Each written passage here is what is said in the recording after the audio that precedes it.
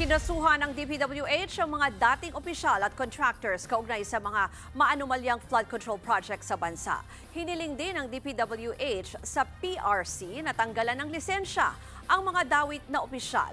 At live mula sa Mandaluyong, nasa frontline ng balitang yan, si Gerard de la Peña. Gerard, sino-sino ba ang mga kinasuhan?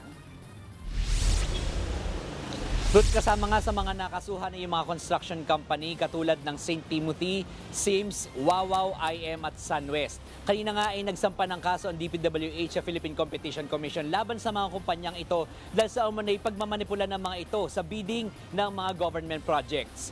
Posibleng mapagmulta ang mga ito ng hindi bababa sa 110 million pesos bawat isa sa bawat kasong kinasasangkutan nila. 12 project ang kinasasangkutan ng mga kontraktor kaya aabot sa 300 billion ang kabuuang multang babayaran ng lahat ng ito. Sa PRC naman, nagsumite ng ebidensya ang DPWH laban sa 20 engineer mula sa Bulacan 1st District Engineering Office. Kabilang sa mga inireklamo ng DPWH sa PRC ay ang mga napaalis sa pwesto na sina Henry Alcantara, Bryce Hernandez, JP Mendoza at maging ang cashier na isang certified public accountant. Ang gusto ng DPWH matanggalan ng lisensya ang mga ito at hindi napayagan pang makapag-practice ng kanilang propesyon.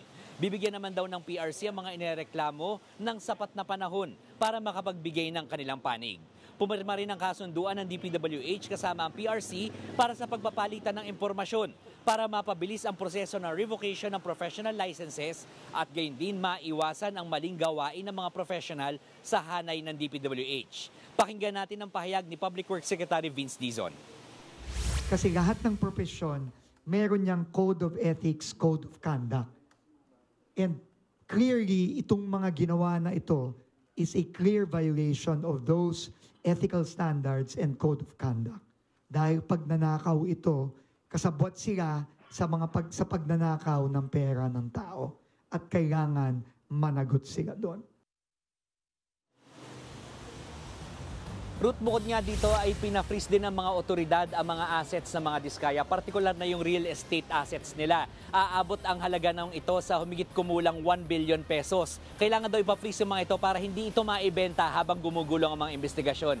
Pero kung mapatunayan naman daw na nagkasala ang mga diskaya, ay maaaring mauwi sa civil forfeiture ang mga asset na ito. Ruth.